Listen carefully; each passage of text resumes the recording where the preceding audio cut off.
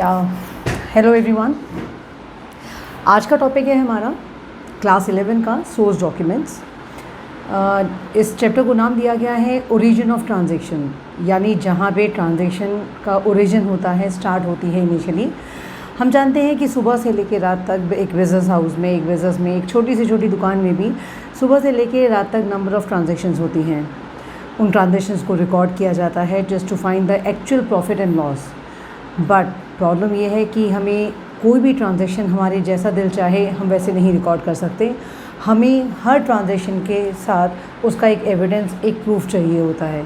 जब transaction journal में record की जाती है उससे भी कहीं पहले उसका एक एविडेंस, एक डॉक्यूमेंट तैयार होता है जो वो ये बताता है कि क्या वो ट्रांजैक्शन मैंने कैश में की है या मैंने सेल में की है। अक्सर मैंने देखा है जब हम पढ़ाते हैं तो बच्चे ये क्वेश्चन पूछते हैं कि मैम अगर मैंने 10,000 की सेल कर दी है और मैं उसमें 15,000 की सेल चढ़ा दूँ तो किसी को क्या पता चलेगा। ठीक है, उनका पूछना लाजमी है क्योंकि एक जनरल क्वेश्चन है कि भाई मेरी सेल है, मेरी ट्रांजैक्शन है, मैं कुछ भी करूँ उसको क्या पता चलेगा। बट नहीं, उनको ये समझाना पड़ता है कि नहीं बच्चे, आप जब चाहो जितनी चाहो अमाउंट की वेरिएशन नहीं कर सकते हैं या कर ही नहीं सकते हैं, क्योंकि जो भी ट्रांजैक्शन आप रिकॉर्ड करते हैं कि अगर आप कहते हैं मेरी सेल 15,000 की है तो आपको उसका प्रूफ दिखाना पड़ता है। आपके पास सेल स्लिप होनी चाहिए, उसका डॉक्यूमेंट होना चाहिए टू प्रूव दैट ट्रांजैक्शन कि येस आपने इतनी अमाउंट के गुड्स ख़रीदे थे, इतने अमाउंट के गुड्स परचेज़ किए थे, या मैंने इतना रेंट पे किया, इतना मैंने ट्रांसपोर्टेशन का खर्चा दिया। अकाउंटिंग में हर ट्रांजैक्शन का प्रूफ डिमांड करते हैं, उसके बिना ये पॉसिबल ही नहीं है कि आप ट्रांजैक्शन को रिकॉर्ड कर सकें। अब इस चैप्टर में हम यही पढ़ने वाले हैं कि कौन कौन से वो डॉक्यूमेंट्स हैं, जो वो एविडेंस हैं जो हमारे बिज़नेस की ट्रांजैक्शन को एविडेंस प्रोवाइड करते हैं या प्रूफ प्रोवाइड करते हैं। चैप्टर का नाम जैसा भी हमने बात किया था, it's about the source document. I have written all the source document in the board. 7 source document होते हैं जिसमें हमारी मोस्टली सारे बिज़नेस के मेन हमारी ट्रांजैक्शंस यहाँ पे कवर हो जाती हैं। तो पहले हम समझते हैं about the source document. Source document क्या है? It is the document. पहले तो हम डॉक्यूमेंट का वर्ड जानें। हम बहुत बार ये टर्म यूज़ करते हैं डॉक्यूमेंट। डॉक्यूमेंट का मतलब है कोई ऐसा प्रूफ इन राइटिंग जो आपकी बात को प्रूव कर सके, साबित कर सके, उसे हम डॉक्यूमेंट कहते हैं। अब बिज़नेस में वही चीज़ जो हमारी अकाउंटिंग रिकॉर्ड्स को प्रूव कर सके, तो उस डॉक्यूमेंट को हमने क्या नाम दे दिया? Source document. तो वो डॉक्यूमेंट्स मेरे सोर्स हैं to prove, to clarify, to identify, या फिर कहा जाए कि मेरी एक्यूरेसी को बताने के लिए कि हाँ, जो मैंने बिज़नेस ट्रांजैक्शन यहाँ रिकॉर्ड करी है वो सही की है। तो एक छोटी सी इसको समझाने के लिए इन्होंने वर्ड्स कहे हैं। कहता है these documents are the first record about the details of a business transaction. ये वो डॉक्यूमेंट्स हैं जहाँ पे हमारे बिज़नेस की ट्रांजैक्शन सबसे पहली बार रिकॉर्ड की जाती है। इस ट्रांजैक्शन में डेट लिखी होती है, किस दिन ये ट्रांजैक्शन हुई, किस अमाउंट की हुई, the name of the party जिसको मैंने बेचा है, क्या मैंने उसे बेचा, कितनी प्राइसिंग का था, अगर मैंने कोई डिस्काउंट दिया है तो उसमें डिस्काउंट मेंशन होगा, मेरी फर्म का नाम मेंशन होगा, साइन बाय द मैनेजर और बाय द कंसल्टेंट, जो भी उस वक्त पार्टी उस वक्त होगी जो मेरे बिज़नेस को उसको डील करता है, वो उसका साइन कर देगा, उसको वो बिल प्रोवाइड कर देगा। एक हमारा चैप्टर 3 में एक आता है वेरीफेबल ऑब्जेक्टिव प्रिंसिपल। वेरीफेबल है तो नाम से ही क्लियर है, जो वेरीफाई कर सके। तो वेरीफेबल ऑब्जेक्टिव प्रिंसिपल ये कहता है कि ईच एंड एवरी ट्रांजैक्शन जो आप रिकॉर्ड करने वाले हैं, it should have a adequate proof to support it, कि येस जो आप कर रहे हैं वो उसका आपके पास प्रूफ है। तो दीज डॉक्यूमेंट्स जो हमारे सोर्स डॉक्यूमेंट्स हैं, these documents are the written and authentic proof of the correctness of the recorded transaction. यानी जो भी मैं ट्रांजैक्शन रिकॉर्ड करने वाली हूँ उसका ये रिटन प्रूफ माना जाता है, जो ये बात को क्लैरिफाई करता है कि हाँ, जो मैंने ट्रांजैक्शन रिकॉर्ड करी है वो सही है। एक पॉइंट हमारा इसमें भी आता है जब हम एडवांटेजेस ऑफ अकाउंटिंग पढ़ते हैं in the chapter 1 of the class 11, वहाँ पे एक वन ऑफ द ऑब्जेक्टिव बताया जाता है एविडेंस इन कोर्ट। तो एविडेंस इन कोर्ट का पर्पस भी यही है कि अगर मेरे जो रिकॉर्ड्स हैं वो एज अ एविडेंस तभी मानी जाएंगे जब मेरी ट्रांजैक्शंस को प्रूव करने के लिए उसके साथ सोर्स डॉक्यूमेंट्स होंगे। अदरवाइज़ मेरा जैसा कि उस एक स्टूडेंट ने कहा कि मैम मैं 10,000 की सेल को 15,000 लिख दूँ, किसको क्या पता चलेगा।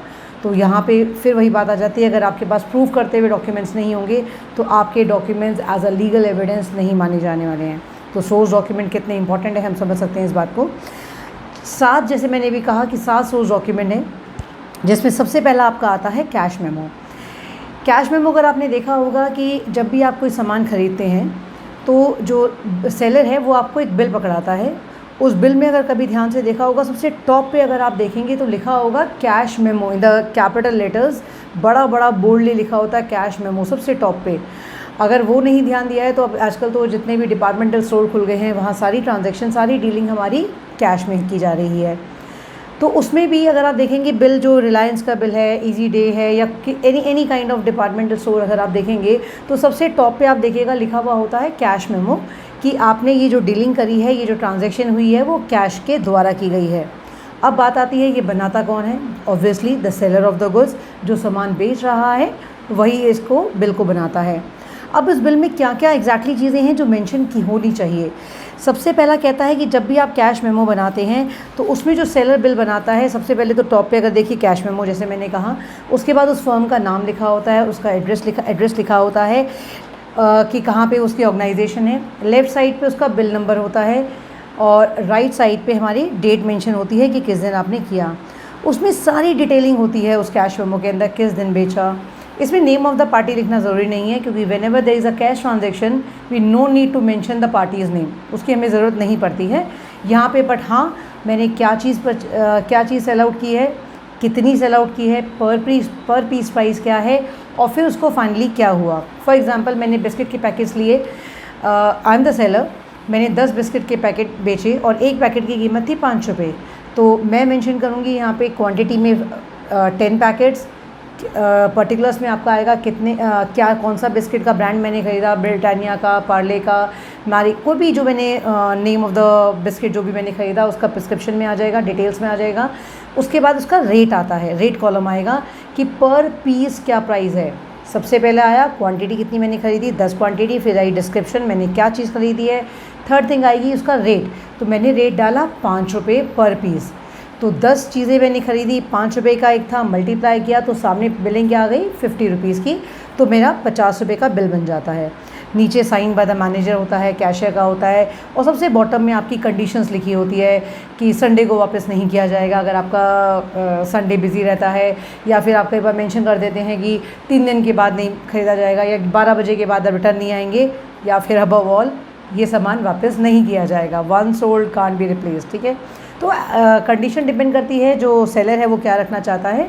तो एक तरह का बिल बनता है जो ये बताता है कि yes this transaction has been made in cash, कि मैंने उसको सामान बेचा है और उसने मेरे को उसके बदले में कैश दिया है।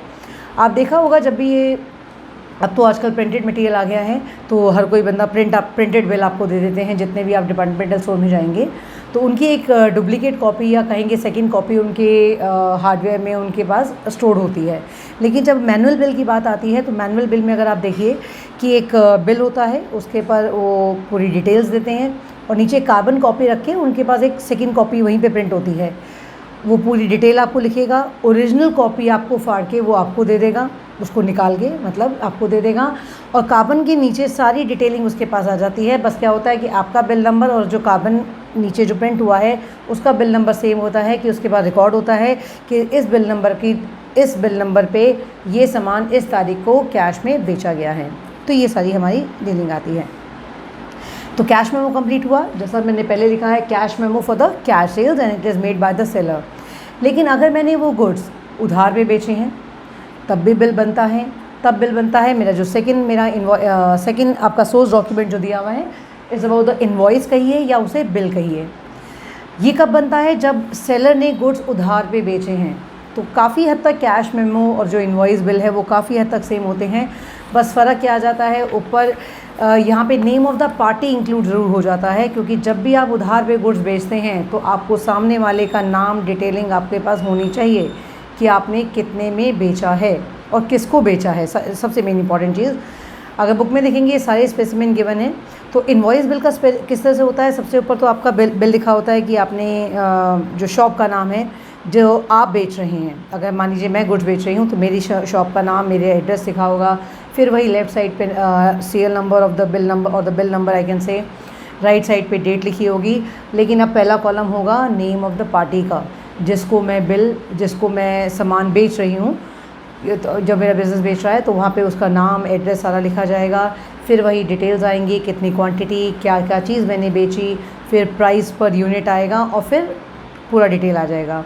बट ये कब बनता है हमारा, जब हम ट्रांजेक्शन्स, जब हमने कोई भी सेल जो भी सेल करी है वो क्रेडिट पे की है। अगर मैं इसकी रीडिंग करूँ तो बुक में ये कहता है कि invoice of the bill is prepared by the seller, यानी जो सेलर है वो बनाता है, when the goods are sold on credit. तो ये बात ध्यान रखनी है कि जब भी गुड्स उधार पे बेचे जाएंगे और जो बिल बनता है उसे हम क्या नाम देते हैं, इनवॉइस या bill. It has the details of the party to whom the goods were sold, जिसको बेचा गया उसकी डिटेल्स, गुड्स सोल्ड, जो मैंने गुड्स बेचे, the total sale amount, finally जो अमाउंट बिल बना है। और ये फ्यूचर रेफरेंस के लिए बहुत काम आता है। जब भी वो मुझे पैसा देने आएगा, अगर मैं मान लीजिए रिकॉर्ड नहीं बना रही हूँ, वर्बली मुझे याद है, 15 दिन 20 दिन बाद अगर वो इंसान आके कहता है कि नहीं आप तो 500 का नहीं, मैंने तो 400 का सामान लिया था, तो मेरे पास कैसे प्रूफ रहेगा जब तक ये डॉक्यूमेंट्स नहीं होंगे। तो ये फ्यूचर रेफरेंस के लिए, रिकॉर्डिंग पर्पज़ के लिए ये डॉक्यूमेंट्स हद से ज़्यादा ज़रूरी हैं। और परचेज़र के ये बनाया जाता है। और from the point of view of the seller, if I am a seller, मेरे पास ये प्रूफ हो गया कि मैंने इतने गुड्स उधार पे बेच दिए, तो जब भी मैं उस सेल की एंट्री बनाऊंगी तो I have evidence for that.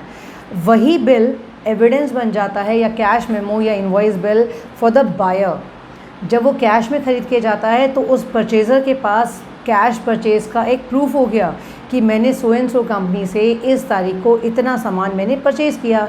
तो जब वो अपनी बुक्स में रिकॉर्ड करेगा कैश परचेजेस, तो that will be more easy for him to record and he has a proof of his transaction. एक पॉइंट ऐसे ही, अगर उधार पे वो मुझसे ख़रीद के लेके गया है तो उस बायर के पास भी प्रूफ होगा कि मैंने इस तारीख को इस कंपनी से इतनी अमाउंट का सामान उधार पे ख़रीदा है। तो उसके लिए भी आसान होगा उसकी क्रेडिट परचेज़ को रिकॉर्ड करना और उसको लिखना। उसके बाद नेक्स्ट टॉपिक पे आते हैं।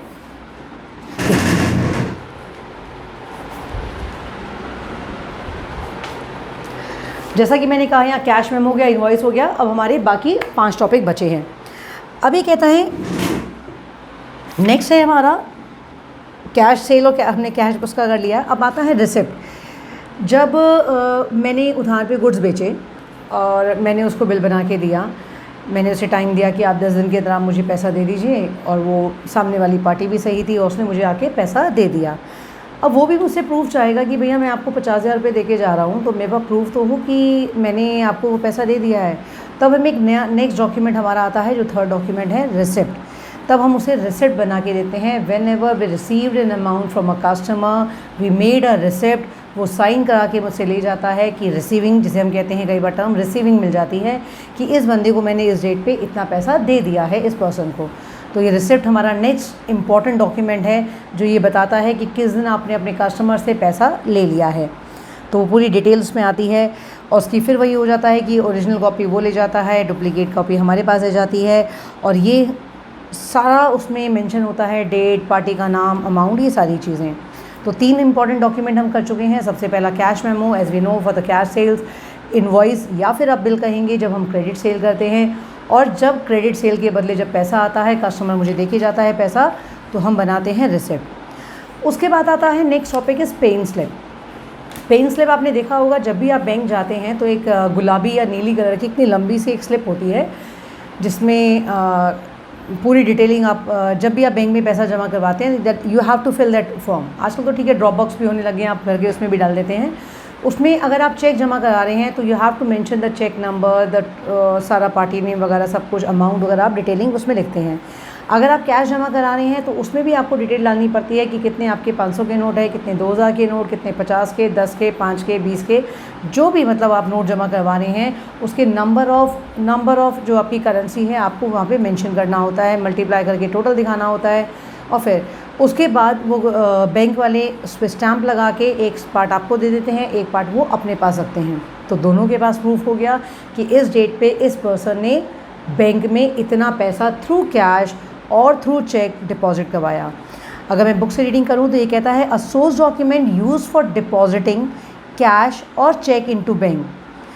Paying slip is a form available from the bank. ये बैंक ही करता है, आप अपनी तरफ से भर के यहाँ से नहीं ले जा सकते हैं, या आप अपना कोई फॉर्म नहीं दे सकते, ये बैंक वालों का पब्लिश्ड होता है। It has a counter foil which is return to the depositor with the cashier signature as receipt. Either the cashier made his signature और दे पुट द स्टैम्प, जो ये प्रूफ दिखाता है कि हाँ बैंक वालों के पास आपकी इतनी अमाउंट डिपॉजिट हो गई है। ठीक है, तो ये आपका पेन स्लिप आता है। नेक्स्ट डॉक्यूमेंट की आप कैसे आपने कहा कि paid I have deposit 10,000 into bank, क्या प्रूफ है? तो ये पेन स्लिप आपके पास उसका सोर्स डॉक्यूमेंट होगा। नेक्स्ट वर्ड आता है चेक। चेक हमें सबको पता है, हम सब वाकिफ़ हैं, देख चुके हैं, चाहे हम बिज़नेस कर रहे हैं या नहीं कर रहे हैं, but we all know about the what is cheque. Cheque आपके इशू किए जाते हैं थ्रू द बैंक, बैंक वाले आपको देते हैं, और एक तरह से it is an order to a bank, it is drawn to bank कि भाई बैंक वालों को हम एक इंस्ट्रक्ट कर रहे होते हैं कि इस पर्सन को आपने इतना पैसा देना है। तो आपके पास चेक होता है, चेक में करीब 20 चेक जैसे आपके होते हैं। तो आप अगर देखें सबसे लास्ट पेज होता है जहाँ पे आपको फिल करने होते हैं सारी चेक की डिटेल्स। आपने पहला चेक काटा किसी सो एंड सो पार्टी के नाम, मान लीजिए राम ब्रदर्स के नाम से आपने चेक काटा, 50,000 का चेक आपने, तो आप लास्ट पेज पे अगर जाएंगे तो वहाँ लास्ट पेज पे आपको एंट्री करनी पड़ती है आपका cheque number, to whom the party you have, the name of the party and the amount और डेट। ये जब सारे चेक्स ख़त्म हो जाते हैं तो जो लास्ट शीट जो बचती है वो आपके पास एज अ प्रूफ होती है, जस्ट टू क्रॉस चेक कि कौन सा चेक किस पर्सन को किस डेट पे आपने कितनी अमाउंट का ड्रॉ किया था। तो ये काफ़ी इंपॉर्टेंट चीज़ें हैं जो हमारे बिज़नेस के काम को स्मूथ करने में, या मैं कहूँ कि रिकॉर्डिंग करने में, या कोई भी फ्रॉड होने के चांसेस को रिड्यूस करने में ये डॉक्यूमेंट्स मेरे बहुत ज़्यादा काम आते हैं। तो एज़ पर द बुक ये कहता है a cheque is a document in writing, of course it's not a verbal, it is writing drawn upon bank, यानी बैंक के नाम पे इशू किया जाता है, with which the document with which the account is held, जिस bank में मेरा अकाउंट है उस अकाउंट उस बैंक में ये चेक, उस चेक बैंक के नाम ये चेक काटा जाता है। And payable on demand, payable on demand मतलब ये नहीं है कि मैंने चेक काटा और बैंक वालों को सपना आएगा, नहीं। मैंने मान लीजिए सोहन मिस्टर सोहन है मेरे कस्टमर हैं, मैंने उनको चेक काटा 10,000 का, जब वो बैंक में डालेंगे तभी बैंक वाले उन्हें पैसा देंगे, that is known as the payable on demand. The bank supplies the cheque form, क्योंकि बैंक वाले देते हैं। अगर आप बैंक का फॉर्म देखेंगे तो एक पे, सबसे जो 3 लाइंस बनी होती है उसमें पे टू लिखा होता है। इस पे टू के सामने द पार्टी नेम लिखना होता है कि आप किस पर्सन को अगर आप दे रहे हैं। अब तो आजकल स्कूल में जो फ़ीस भी जा रही है वो इसी तरीके से चेक्स के थ्रू ही जाती है। तो वहाँ पे हम, अगर आप नोटिस किया हो तो वहाँ पे आपको अपना स्कूल नेम वहाँ पे भरते हैं, कौन जो भी आपका कंसर्न डिटेल्स आपके स्कूल के द्वारा दी जाती है वो सारा आता है। ठीक है, तो ये आप सारी डिटेलिंग इसके अंदर चेक के अंदर आ गई है। हमारे 5 source document, important source document हो चुके हैं। अब नेक्स्ट वो आते हैं debit note and the credit note. Debit note और क्रेडिट नोट क्या है कि मान लीजिए आपने गुड सप्लाई किए, मिस्टर राम है, आपने गुड सप्लाई किए ऑन क्रेडिट, तो आप उसको, वो मेरा कस्टमर डेटर बन जाता है जिसने मुझे पैसा देना है। अब जब उसके पास माल पहुंचा तो may be some goods were defective या अप टू द मार्क नहीं थे, जैसा मैंने सैंपल दिखाया वैसा नहीं था, या फिर कहा जाए कोई बिलिंग में प्रॉब्लम थी, कैलकुलेशन में दिक्कत थी, किसी भी वजह से मुझे उसकी अमाउंट अगर कम करनी पड़ रही है, किसी भी वजह से अगर मुझे उसकी अमाउंट कम करनी पड़ रही है, तो जिसको मैंने गुड्स बेचे हैं मैं उसके अकाउंट को क्रेडिट करूँगी और मेरा बनेगा credit note. When ever I sold goods on credit, जब मैंने उसे गुड्स बेचे तो मैंने उसको डेबिट किया होगा, मेरा डेटर है, मेरा एसेट है, उसको डेबिट किया होगा। जब हम उसे कैंसिल करना चाहेंगे, या तो वो गुड्स वापस कर रहा हो तो, या डैमेज गुड्स पहुँचे हों तो उसकी अमाउंट, या जो सैम्पल था वो जैसा सैम्पल था वैसा नहीं पहुँचा, या डिफेक्टिव गुड्स पहुँचे उसकी वजह से, रीज़न कुछ भी हो, अगर मुझे अपने डेटर की अमाउंट को रिड्यूस करना है, कैंसिल करना है, yes then I have to made a credit note, उसके अकाउंट को मुझे क्रेडिट करना पड़ेगा। जैसा कि बुक में कहा है, when the goods are received back from the customer, a credit note is sent to him indicating the customer account has been credited in our books. तो इसका ये प्रूफ होता है कि उसके अकाउंट को हमने क्रेडिट कर दिया है, यानी उतने ही अमाउंट से मैंने उसे कम कर दिया है। A duplicate copy of the credit note is retained for the record of purpose. Obviously है कि जो ओरिजिनल कॉपी है हम उसको भेज देते हैं, और उसकी जो डुप्लीकेट कॉपी है हमारे पास रह जाती है। टोटली इसका रिवर्स बनता है डेबिट नोट। अगर मान लीजिए मैंने अपने गुड्स खरीदे हैं उधार पे, तो वो मेरे लिए सामने वाला पर्सन बन गया creditor. If I purchase the goods on credit, अगर मैंने मिस्टर श्याम से गुड्स क्रेडिट पे ख़रीदे हैं तो मेरे तो गुड्स आए, गुड्स बढ़ गए हैं और मेरी लायबिलिटी बढ़ गई है। लायबिलिटी अब अगर मेरे पास भी वही प्रॉब्लम हुई कि या तो गुड्स डिफेक्टिव आए या उतना प्रॉपर क्वालिटी के नहीं थे या फिर कोई कैलकुलेशन में प्रॉब्लम थी, तो मुझे अपनी लायबिलिटी को कम करना है, then I have to make a credit note. तो वहाँ से तो क्रेडिट नोट बनाया जाता है कि मैं डेबिट नोट बनाया जाता है, तब मैं उस क्रेडिटर को, उस सप्लायर को हम डेबिट नोट भेजते हैं कि मैंने आपके नाम से जो मेरी लायबिलिटी थी उसको मैंने इतनी अमाउंट से कम कर दिया है। तो when we return goods to the supplier, यानी जब हम गुड्स वापस करते हैं, we prepare debit note and send it to the supplier. जब हमने गुड्स वापस किए एक डेबिट नोट बनाते हैं और सप्लायर को देते हैं। जब गुड्स जाते हैं उसके साथ साथ debit note is a document which indicates, ये वो डॉक्यूमेंट है जो इंडिकेट करता है supplier's account being debited. It is a source document which contains the date of the transaction, name of the account and which is debited, और उसका reason क्या है उसको डेबिट या क्रेडिट करने का। तो ये 7 हमारे सोर्स डॉक्यूमेंट है, जैसा कि हम कर रहे थे। एक बार फटाफट गो थ्रू जाते हैं इन 7 सोर्स डॉक्यूमेंट पे। जैसा सबसे टॉप पे मैंने लिखा हुआ है यहाँ पे कि a written document containing details of the transaction. आपको डॉक्यूमेंट पढ़ के ही समझ में आ जाएगा कि वो ट्रांजेक्शन किस बेसिस पे की गई है। सबसे पहला cash memo for the cash sales. Invoice और बिल कब बनेगा, जब हम क्रेडिट सेल करेंगे। रिसिप्ट कब होगा, वेन एवर द कैश और the cheque receive from the customer we have to make a receipt, जो जिसकी ओरिजिनल कॉपी उसके पास जाती है, डुप्लीकेट कॉपी मेरे पास जाती है। Paying slip whenever I have to deposit a cash और चेक इनटू द बैंक, तो मुझे ये स्लिप भरनी पड़ती है। बैंक उसे साइन करता है या स्टैम्प करता है, उसका काउंटर फाइल मुझे एक पार्ट मुझे दे देता है और एक पार्ट वो अपने पास रखता है। चेक वो फॉर्म्स हैं जो बैंक हमें प्रोवाइड करता है। हम चेक बैंक के नाम ड्रॉ करते हैं कि किस पार्टी को कितना अमाउंट आपने पे ऑफ करना है, तो ये it is drawn upon bank to pay to a certain party. Debit note, जब हम परचेज रिटर्न करते हैं तो हम क्रेडिटर को डेबिट करते हैं अपने, और क्रेडिट नोट कब बनाते हैं, जब हमारी सेल रिटर्न हो और हमने डेटर्स को कम करना हो, तो ये हमारा बनता है। तो ये तो थे हमारे सारे सोर्स डॉक्यूमेंट। इसी की बात, इसी में अगर नेक्स्ट टॉपिक अगर हम बात करते हैं, जो कवर किया है इन्होंने, वाउचर्स। वाउचर्स भी एविडेंस ही हैं, डॉक्यूमेंट्स ही हैं जो हमारी ट्रांजेक्शन को एविडेंस देते हैं। तो ये कहता है voucher is a document evidencing a business transaction, it flows from the above. अच्छा, अगर हम बात करें कि अच्छा वाउचर्स में थोड़ा सा प्रैक्टिकल पार्ट भी आ जाता है। ये जो हमने बनाए हैं सोर्स डॉक्यूमेंट, ये तो उसी मोमेंट पे बनाए जाते हैं जब आप खरीद या बेच रहे हों। अब वाउचर्स होते हैं जो हम प्रॉपरली जर्नल, हमारी जो जर्नल बुक बनती है जहाँ पे हम रिकॉर्ड करते हैं, उसकी रिकॉर्डिंग से पहले हम कुछ फॉर्म्स बनाते हैं। ये हम अपनी ही अपनी ही कंपनी के फॉर्म्स बनाए जाते हैं, अपने हिसाब से हम बनाते हैं इसको, और इसमें पूरी डिटेल्स होती हैं। ये लीगल एविडेंस माना जाता है। तो सोर्स वाउचर्स का भी मैंने यहाँ पे समअप करा है। 1 बाय 1 हम समझते जाते हैं क्या क्या चीज़ें हैं। जितने भी जो वाउचर्स हैं उनका अपना एक सीरियल नंबर होता है, फर्म के नाम से ये इशू किए जाते हैं, पूरी प्रॉपर फाइलिंग होती है, इसका रिकॉर्ड मेंटेन किया जाता है। अगर हम बात करें वाउचर्स, तो उसको 2 मेजर टर्म्स में इन्होंने डिफ़ाइन किया है। पहला आता है कैश वाउचर, जैसे नाम से ही समझ में आ रहा है कि जब कैश इन्वॉल्व होगा तो हमारा कैश वाउचर आ जाएगा। और दूसरा आ जाता है नॉन कैश वाउचर, यानी आपके ट्रांसफ़र वाउचर्स। तो जब भी कोई कैश ट्रांजेक्शन होगी बिज़नेस में, तो हमारे cash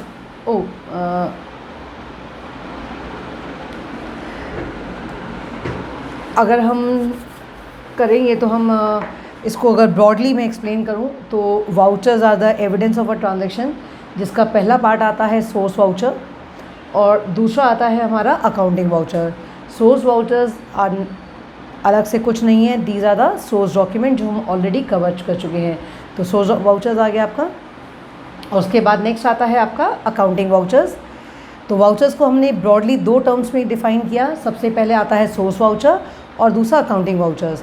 source vouchers again I am explaining it is a source document जो हम ऑलरेडी कर चुके हैं। और उसके बाद आते हैं अकाउंटिंग वाउचर्स, को 2 में डिवाइड किया जाता है, cash vouchers and non cash vouchers. Cash vouchers कब आएंगे, जब भी बिजनेस में कैश ट्रांजैक्शन होगी, कैश में कुछ भी आदान प्रदान होगा, either the sale, purchase, rent received, rent paid, interest received, deposit into bank, या मतलब कुछ भी जब भी कैश का आदान प्रदान हो रहा है किसी भी वजह से, तो हमारे कैश वाउचर्स बनेंगे। और कुछ ट्रांजैक्शन ऐसी होती है जहाँ कैश का कोई लेना देना नहीं होता, like interest on capital, goods sold on credit, goods purchase on credit, asset purchase on credit, depreciation, outstanding rent, ये सब चीज़ें वहाँ पे हमारे बनेंगे नॉन कैश वाउचर्स। ठीक है, कैश जहाँ इन्वॉल्व है कैश वाउचर्स, जहाँ कैश इन्वॉल्व नहीं है वहाँ पे आपका नॉन कैश वाउचर्स बनेंगे। इसका प्रैक्टिकल भी एग्ज़ाम में आता है। जब हम प्रिपरेशन ऑफ वाउचर्स हैं तो ये वाउचर्स डिमांड किए जाते हैं कि आप कैश वाउचर्स और नॉन कैश वाउचर्स आप प्रिपेयर करें। अब डेबिट कैश वाउचर्स को फिर उन्होंने फर्दर दो में डिवाइड किया है, डेबिट वाउचर और क्रेडिट वाउचर। जब भी हम कैश पे करेंगे, जब भी हम कैश पे करेंगे तो कैश क्या होता है, Whenever we pay the cash, तो हमारा कैश क्या होता है, क्रेडिट होता है। ठीक है, और दूसरा अकाउंट क्या हो जाता है, डेबिट। या सिंपली अगर हम कहेंगे जब भी हम कैश पे करेंगे तो हम क्या बनाएंगे यहाँ पे, debit voucher. Whenever the cash is paid we have to make a debit voucher। Cash तो मेरे पास से जा रहा है तो जो दूसरा अकाउंट है वो यहाँ मेंशन किया जाता है कि किस वजह से कैश जा रहा है। अगर हम रूल्स ऑफ डेबिट क्रेडिट की बात करें कि हमें जब भी हम कैश पे करते हैं, for example if you paid a rent of ₹2000, तो अगर मैंने रेंट पे किया तो मेरी जर्नल एंट्री बनती है rent account debit to cash account. तो रेंट वहाँ डेबिट हुआ और कैश मेरे पास से जा रहा है तो हमारा क्या बनेगा यहाँ पे, डेबिट वाउचर।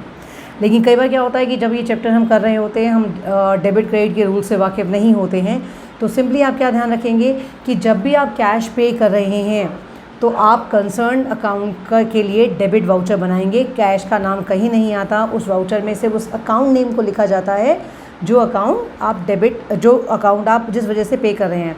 फॉर एग्जांपल आप purchase a machinery for cash, तो मैंने मशीनरी ख़रीदी तो यहाँ पे मेरा कैश जा रहा है, तो कैश जाएगा तो हमने क्या बनाना है, डेबिट वाउचर बनाना है। और वहाँ पे सिर्फ मशीनरी का नाम लिखा जाएगा और ऊपर डेबिट वाउचर लिखा जाता है। तो समझ में आ जाता है कि यू आर पेइंग कैश और उसका रीज़न क्या है, आपने मशीनरी ख़रीदी है।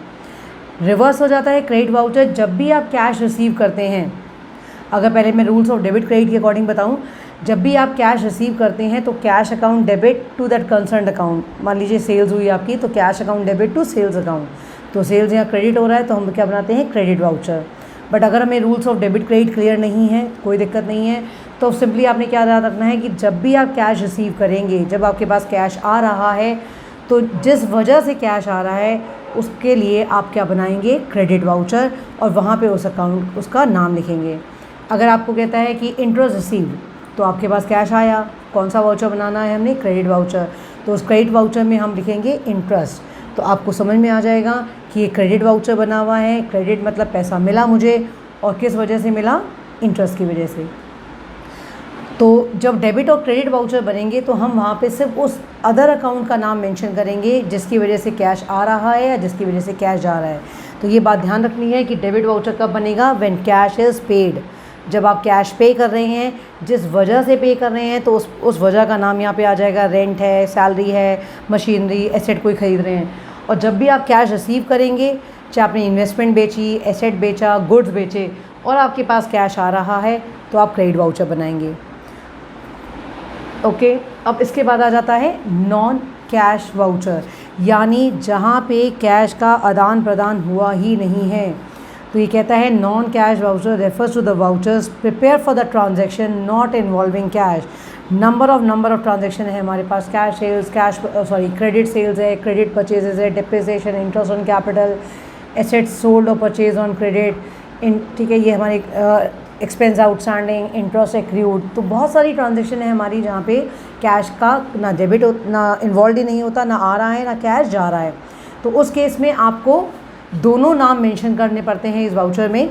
तो जिस वजह से जो चीज़ आ रही है वो उसका नाम भी मेंशन करेंगे, जो चीज़ जा रही है उसका नाम भी करेंगे। अगर मान लीजिए एग्जांपल के तौर पे आई सेड कि furniture purchase from Shyamlal, I have purchase a furniture from Shyamlal, तो फर्नीचर आ रहा है, फर्नीचर भी लिखेंगे। और दूसरा वजह क्या है, श्यामलाल मेरा लायबिलिटी है, क्रेडिटर है, तो उसका नाम भी मेंशन होगा। तो ऊपर लिखा जाएगा ट्रांसफ़र वाउचर, यहाँ पे आपका फर्नीचर आएगा, नेक्स्ट कॉलम में आप लिखेंगे श्यामलाल, पूरी अमाउंट डिटेल्स लिख के कि क्या चीज़ बढ़ रही है और क्या चीज़ कम हो रही है। तो ये सब था हमारा आज का ये चैप्टर जो था कि we are all through with the source document and the vouchers. ये कंप्लीट चैप्टर है हमारा। इसमें आगे जो इलस्ट्रेशंस दे रखी हैं जहाँ पे ये बनाना भी सिखाया जा रहा है कि कैश वाउचर कैसे बनाते हैं, क्रेडिट वाउचर्स कैसे बनाते हैं। तो that's all with the today's topic. Hopefully कोई डाउट होती है तो you can ask any time. Okay, thank you, bye bye.